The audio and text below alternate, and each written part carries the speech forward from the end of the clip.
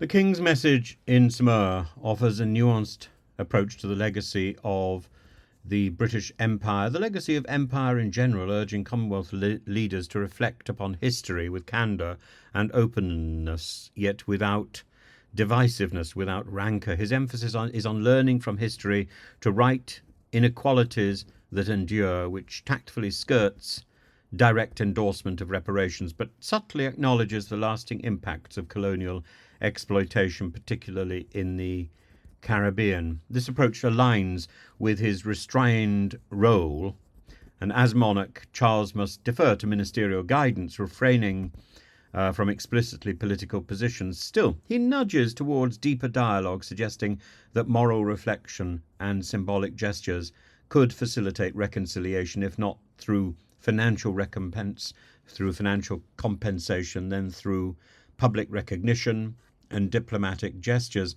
The lessons of history are interesting. The Greeks, for example, left lessons on the power and perils of intellectual and political innovation.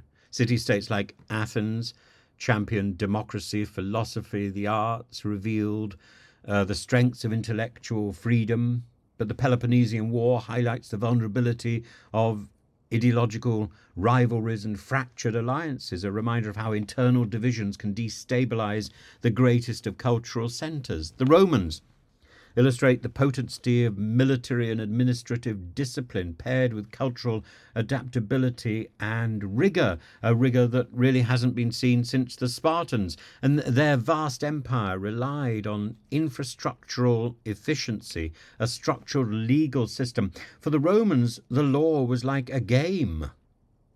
Like the cursus honorum, the step ladder, which was structured by Sulla, ideally to stop anybody getting one of the top magistrates, one of the top offices of state before they were 30. But their vast their vast empire's slow decline underscores the dangers of overexpansion, political corruption, dependency on foreign mercenaries. And the lesson here is that an empire's resilience depends more on territory, it depends on more than just territory. It depends on sustainable governance and a unified civic identity. And the British Empire, perhaps learning in part from the Romans, perfected the art of maritime dominance and colonial administration.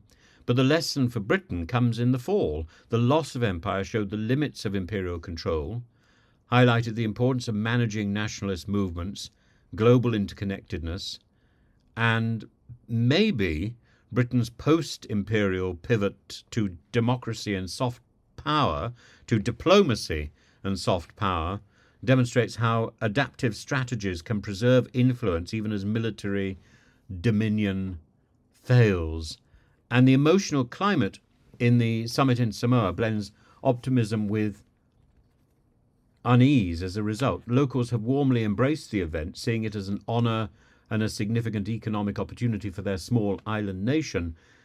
However, attitudes towards reparations vary. Some Commonwealth leaders, particularly from the Caribbean, are unyielding in their call for justice through reparation, while others, like Samoan locals, seem more reconciled to the past, prioritising current issues like climate change.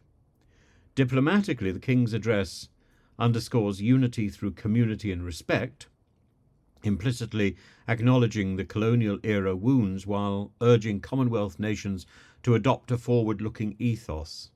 And this speech encapsulates the Commonwealth's delicate balance of historical accountability and progressive solidarity, inviting open discussions without conceding to contentious demands, which apparently, according to today's newspapers, would run into the trillions, and we cannot afford that. It frames the monarchy's moral authority as a gentle catalyst for introspection and forward-looking cooperation across the Commonwealth.